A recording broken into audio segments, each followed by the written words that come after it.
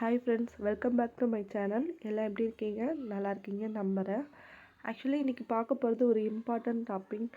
கிட்டத்தட்ட எனக்கு 1 வீக் ஆச்சு இந்த டாப்பிக்கை கம்ப்ளீட் பண்ணேன். ஸோ ரொம்ப டைம் இல்லை எனக்கு இந்த டாப்பிக்கை எடுக்க. ஏன்னா நான் கொஞ்சம் 12 ஹவர்ஸ் ஒர்க் பண்ணுறேன். நான் வரும்போது தான் என்னால் இதை எடுக்க முடியும். நான் போகிற வழியில் வர வழியில் எங்கெங்கெல்லாம் டைம் கிடைக்குதோ நான் கொஞ்சம் நோட்ஸ் எடுத்துப்பேன். சொல்லப்போனால் இந்த 6 மந்தில் இந்த சிலபஸ்லாம் கம்ப்ளீட் பண்ணணும். இந்த இம்பார்ட்டண்டான டாபிக் நான் கவர் பண்ணியிருக்கேன். நீங்கள் பாருங்கள், கண்டிப்பாக யூஸ்ஃபுல்லாக இருக்கும். நமக்கு கிடைக்கிற கொஞ்சம் டைம் கூட நீங்கள் இவ்வளோ தான் இருக்குன்னு நினைக்காதீங்க. இன்னொன்று மெயினாக சொல்லணும்னு நினைக்கிறது என் வாய்ஸு. நிறைய பேர் உங்களுக்கு கோல்டான்னு கேட்டிருக்கீங்க. இல்லைங்க, என் வாய்ஸே இப்படி தான். சின்ன வயசுலேருந்து என் வாய்ஸ் இப்படி தான். மோஸ்ட்லி நான் அதுக்கு பயந்துட்டு நிறைய இடத்துல பேச மாட்டேன். என்ன உங்கள் வாய்ஸ் கொஞ்சம் டிஃப்ரெண்ட்டாக இருக்குதுன்னு கேட்பாங்க. ஸோ அதுக்காகவே நான் ஹோல்ட் ஆகிடுவேன். அதனால் என் வாய்ஸை முடிஞ்ச வரைக்கும் அக்செப்ட் பண்ணிக்கோங்க. அப்படி இல்லைன்னா இந்த நோட்ஸை நீங்கள் பார்த்துக்கோங்க. இப்போ நம்ம பார்க்க போகிறது ஒரு இம்பார்ட்டண்ட் டாபிக். பண்டைய கால தமிழகத்தில் பண்பாடும் சங்க காலம். சங்கம் என்ற சொல் மதுரை பாண்டிய அரசர்களால் தலைத்தோங்கியது. சங்கம் என்ற சொல் தமிழ் புலவர் குழுமத்தை குறிக்கிறது.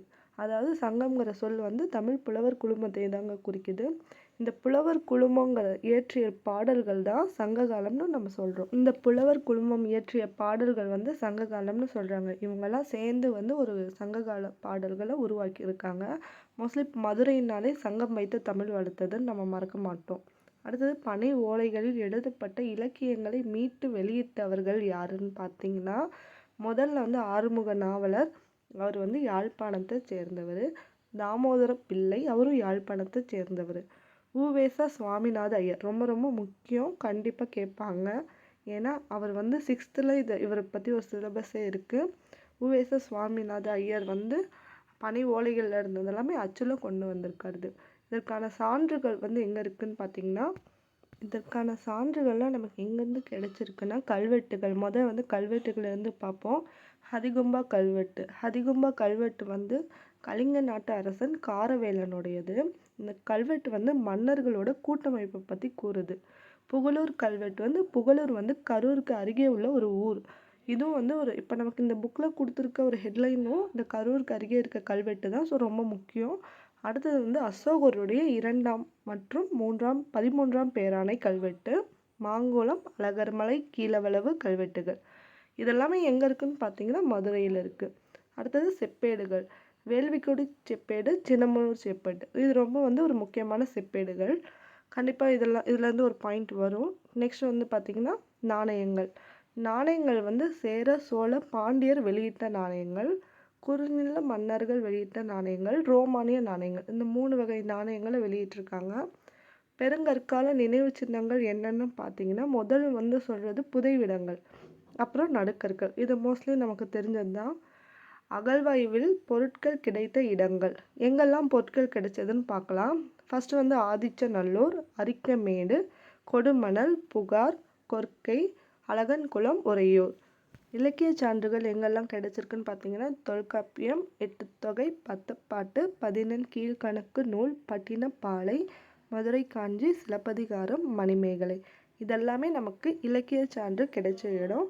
ஸோ இதில் ஒரு பாயிண்ட் வரும், நோட் பண்ணிக்கோங்க. நெக்ஸ்ட், அயல்நாட்டவர் குறிப்பு. எரிதியஸ் கடலின் பெரிப்பிலஸ். பிலினி இயற்கை வரலாறு, நேச்சுரல் ஹிஸ்ட்ரி. தாலமி புவியியல், ஜியாகிரஃபி. மெகஸ்தனிஸ் இந்திகா, ராஜவழி, மகாவம்சம், தீபவம்சம். சங்ககால தமிழர்களின் மொழி, பண்பாடு ஆகியவற்றின் உயர்தரத்தை சுட்டிக்காட்டும் நூல் எதுன்னு பார்த்தீங்கன்னா தொல்காப்பியம். கால அளவு கிமு 3ஆம் நூற்றாண்டு முதல் கிபி 3ஆம் நூற்றாண்டு வரை, அதாவது பொது ஆண்டுக்கு முன் பொது ஆண்டு வரை. தமிழகத்தின் புவியியல் பரப்பு பார்க்குறோம். வடக்கே வேங்கடமலை. வேங்கடமலைனா திருப்பதி. தெற்கே கன்னியாகுமரி. கிழக்கு மேற்கு கடல் எல்லைகள் கொண்டிருக்கிறது. அடுத்தது பார்த்திங்கன்னா காலம் பார்த்திங்கன்னா இரும்பு காலம். நம்மளோட இருந்த காலத்தை இது குறிக்குது. அடுத்தது பார்த்திங்கன்னா பண்பாடு, பெருங்கற்கால பண்பாடு. அரசு முறை முடியாட்சி. ஆட்சி புரிந்த வம்சங்கள் பார்த்திங்கன்னா சேர, சோழ, பாண்டியர். இவங்க தான் நம்மளை ஆட்சி புரிஞ்சிருக்காங்க. தமிழ் மொழி லத்தீன் மொழி அளவிற்கு பழமையானது என்று கூறியவர் மற்றும் தமிழ் மொழி மற்ற மொழிகளில் செல்வாக்கிற்கு உட்படாமல் முற்றிலும் சுதந்திரமான ஒரு மரபாக உருப்பெற்றிருந்த மொழி என்று கூறியவர். இது ரொம்ப ரொம்ப ரொம்ப இம்பார்ட்டண்டான பாயிண்ட்டு, நோட் பண்ணிக்கோங்க. இந்த கூற்றை கூறினவர் யாருன்னா ஜார்ஜ் எல் ஹார்ட், தமிழ் பேராசிரியர். எங்கே இவர் தமிழ் பேராசிரியராக இருந்தாருன்னு பார்த்தீங்கன்னா கலிஃபோர்னியா பல்கலைக்கழகத்தில். அடுத்தது சேரர்கள். வேந்தர், அதாவது வேந்தர்ங்கிற சொல் வந்து நம்ம சேர சோழ பாண்டிய மன்னர்களை வந்து வேந்தர் என்ற சொல்லால் குறிப்பிடுறோம்னு சொல்கிறாங்க. வேந்தர்களை குறிப்பிடுறோம். ஆட்சி பகுதி வந்து கொச்சி, தெற்கு மலபார், கொங்கு மண்டலம், வடக்கு திருவிதாங்கூர். சேர அரசர்களோட சிறப்பை கூறும் நூல் வந்து பதிற்று பத்து. இது வந்து நம்ம தமிழ் புக்லையும் கேட்டிருக்காங்க. வட இந்தியாவின் மீது படையெடுத்து சென்ற அரசன் செங்குட்டுவன். இது இம்பார்ட்டண்டான பாயிண்ட்டு. நெக்ஸ்ட் வந்து கண்ணகிக்கு இமயமலையில் இருந்து கற்களை கொண்டு வந்து கோயில் கட்டியவர் வந்து சேரன் செங்குட்டுவன். பத்தினி தெய்வ வழிபாட்டினை அறிமுகம் செய்தவரும் சேரன் செங்குட்டுவன். சேரன் இரும்புரை வந்து தனது பேரில் வந்து நாணயங்களை வெளியிட்டிருக்காரு. அதில் வில் அம்பு சின்னத்தை வந்து பொறிச்சிருக்காரு. ஸோ நாணயங்களை பற்றி ரிப்பீட்டடாக கேட்குறாங்க, நோட் பண்ணிக்கோங்க. பத்தினி தெய்வ வழிபாட்டையும் நோட் பண்ணிக்கோங்க. முக்கியத்துவம் வாய்ந்த சேர அரசர்களை பார்ப்போம். அதுக்கு முன்னாடி வந்து இளங்கோவடிகள் வந்து சேரன் செங்குட்டுவனோட தம்பி, அதையும் நோட் பண்ணிக்கோங்க.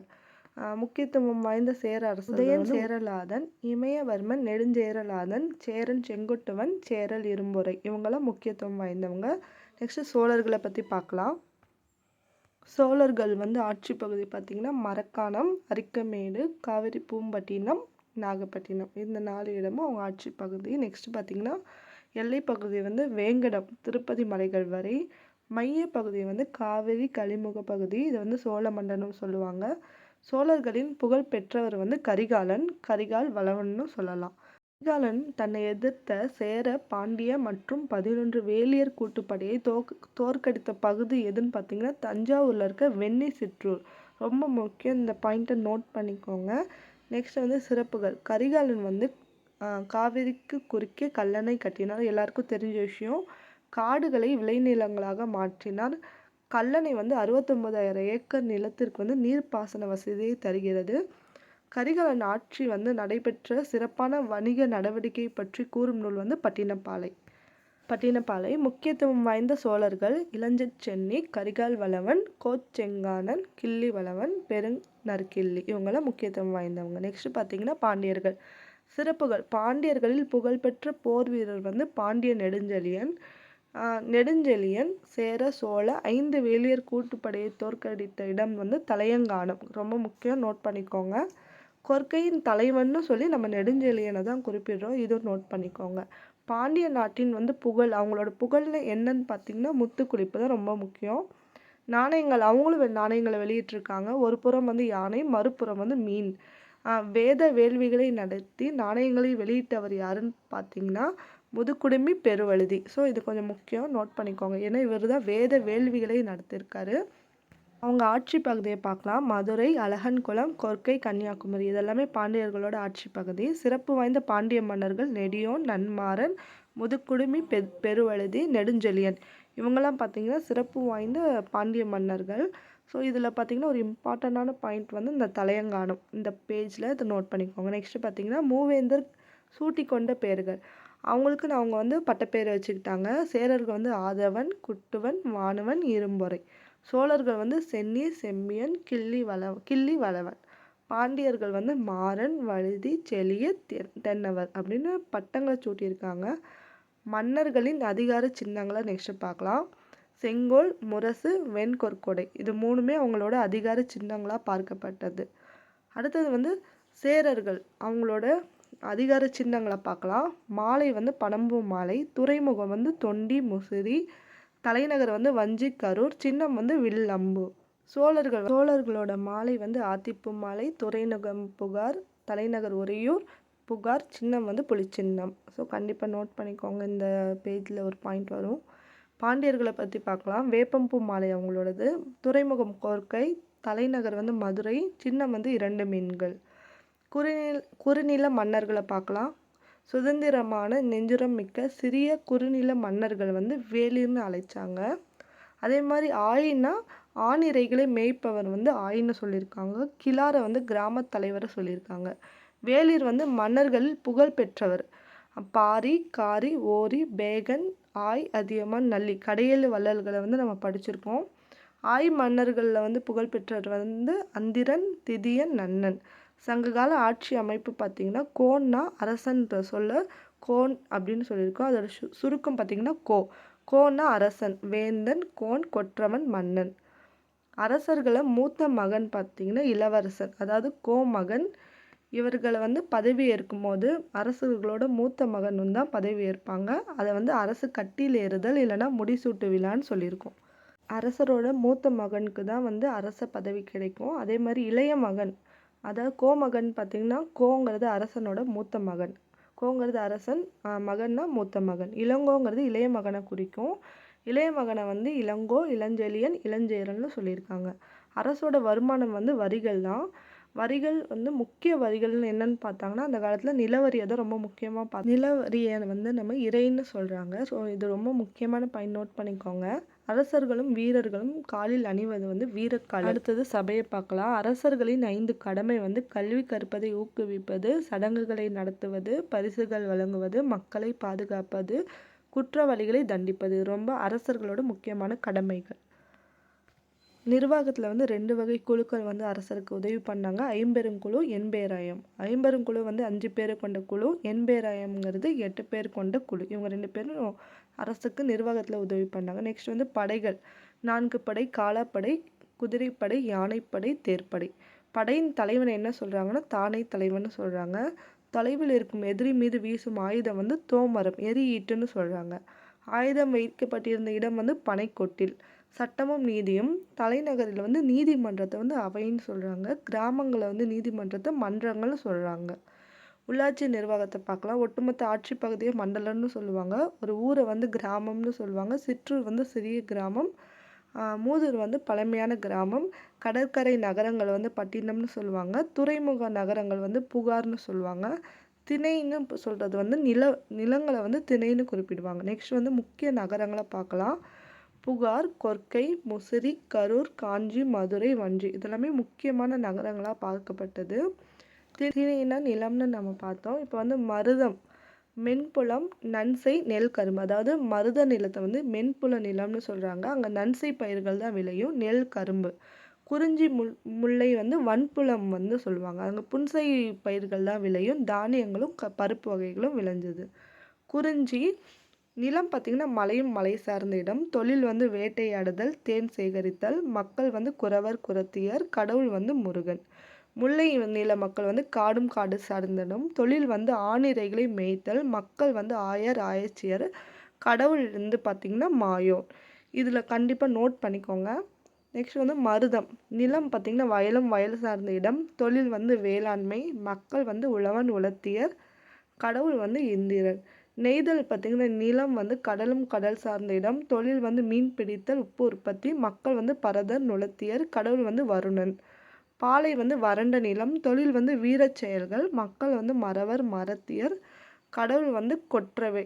கண்டிப்பாக இதெல்லாம் ரிப்பீட்டடாக கேட்கக்கூடிய கொஷின் தான். ஸோ இந்த குறிஞ்சி, முல்லை, மருதம், நெய்தல், பாலை இதெல்லாமே நோட் பண்ணிக்கோங்க. நெக்ஸ்ட் என்ன பார்க்க போகிறோன்னா பெண்களின் நிலை. சங்ககால பெண் பால் புலவர்கள் வந்து 40 பேர் இருந்தாங்க. ரொம்ப முக்கியம், நோட் பண்ணிக்கோங்க.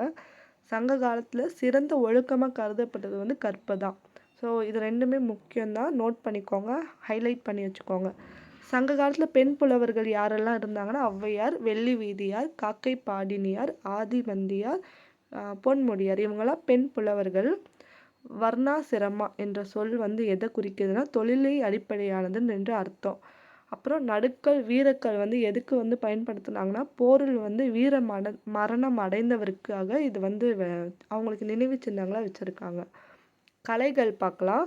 கரிகாலன் வந்து ஏழிசை வல்லான்னு சொல்லி ஒரு பட்டப்பேர் இருக்குது. ஏன்னு பார்த்தீங்கன்னா இசையில் வந்து 7 ஸ்வரங்கள் குறித்து புலமை பெற்றிருந்தார். கரிகால வல்லான்னு பற்றி அந்த ஏழிசை வல்லான்னு நோட் பண்ணிக்கோங்க. அடுத்து பாடல்கள் பாடும் புலவர்கள் வந்து பாணர் இல்லைன்னா விரலியர்னு சொல்லியிருக்காங்க. நடனங்கள் ஆடுபவர் வந்து கணிகையர். நாட்டுப்புற நாடகம் வந்து கூத்துன்னு சொல்லியிருக்காங்க. நாட்டுப்புற நாடகம் முக்கிய பண்பாட்டு அம்சம்னு சொல்கிறாங்க. கண்டிப்பாக சங்ககால மக்களின் முக்கிய தொழில் வந்து வேளாண்மை.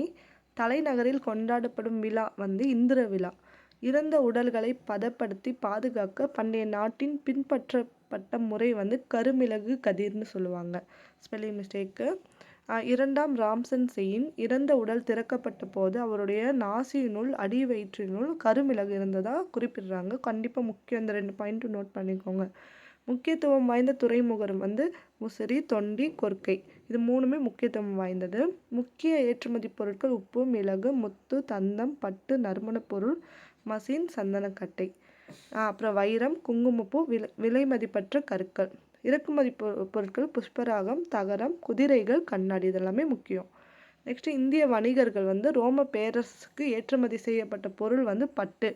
ரோம பேரரசர் ஆர்லியன் பட்டுக்கு எடைக்கு எடை வந்து தங்கம் கொடுத்துருக்காராம். இந்தியாவின் முதல் பேரங்காடி எதுன்னு பார்த்தீங்கன்னா முசிறி. ரொம்ப முக்கியம், நோட் பண்ணிக்கோங்க. இயற்கை வரலாறு நேச்சுரல் ஹிஸ்டரி புக்கை எழுதினவர் வந்து மூத்த பிளினி, ரோம் நாட்டை சேர்ந்தவர். அடுத்தது அலெக்சாண்ட்ரியாவை சேர்ந்த வணிகருக்கும் முசிறியை சேர்ந்த வணிகருக்கும் இடையே மேற்கொள்ளப்பட்ட வணிக ஒப்பந்தம் எங்கே இருக்குன்னு பார்த்தீங்கன்னா வியன்னா அருங்காட்சியகத்தில் இருக்க பேப்பரிஸ் தாளில் எழுதப்பட்ட ஒப்பந்தம். இதெல்லாமே 9th புக்லேயும் வரும், ஒன்ஸ் படிச்சுக்கோங்க. பொது ஆண்டு கிபி 2ஆம் நூற்றாண்டில் அந்த இது எழுதியிருக்காங்க. நெக்ஸ்ட் வந்து களப்பிரர்களை பற்றி பார்த்துடலாம். களப்பிரர்கள் பார்த்திங்கன்னா கிபி 3ஆம் நூற்றாண்டுலேருந்து வந்திருக்காங்க. அப்போ வந்து சங்ககாலம் வந்து சரிய தொடங்கியிருக்கு, கிட்டத்தட்ட முடிவு செஞ்சுருக்கு. பின் களப்பிரர்கள் வந்து 2.5 நூற்றாண்டு வரைக்கும் ஆட்சி செஞ்சுருக்காங்க. சான்று பார்த்திங்கன்னா யாப்பெருங்காலம், பெரிய புராணம், சீவக சிந்தாமணி, குண்டலகேசியில் இருக்குது. நெக்ஸ்ட் வந்து களப்பிரர்கள் காலத்தில் வந்து தமிழகத்தில் முக்கியத்துவம் வாய்ந்த சமயங்கள்னு பார்த்திங்கன்னா பௌத்தமும் சமயமும் முக்கியத்துவம் வாய்ந்திருக்கு. சமஸ்கிருதம், பிராகிதம் ஆகிய மொழிகளில் அறிமுகத்தால் வட்டெழுத்து என்ற புதிய எழுத்து முறை வந்து உருவானது. இது ரொம்ப இம்பார்ட்டன்ட், நோட் பண்ணிக்கோங்க. 17 கீழ்கணக்கை சேர்ந்த பல நூல்கள் வந்து இயற்றப்பட்டிருக்கிறது சொல்கிறாங்க. ஸோ இந்த சப்ஜெக்ட் ஃபுல்லாக கம்ப்ளீட் ஆகிடுச்சு. தேங்க்யூ ஸோ மச் இவ்வளோ நேரம் என் வீடியோ பார்த்ததுக்கு. நெக்ஸ்ட்டு வந்து அதில் இருக்க கலைச்சொற்களையும் நான் கொடுத்துருக்கேன், பார்த்துக்கோங்க. ஏன்னா என்னோடய வாய்ஸையும் கேட்டு நடுவில் கொஞ்சம் வார்த்தையெல்லாம் தப்பு தப்பாக தான் வந்திருக்கும். ஸோ அதெல்லாம் அட்ஜஸ்ட் பண்ணி இவ்வளோ தூரம் கேட்டதுக்கு ரொம்ப தேங்க்ஸ். கண்டிப்பாக சப்போர்ட் பண்ணுங்கள். நான் நெக்ஸ்ட்டு நோட்ஸ் வந்து எடுத்துகிட்டு வரேன். இந்த கலைச்சொற்களை ஒன்ஸ் படிச்சுக்கோங்க. Thank you friends. Thanks for the வாட்சிங். பை.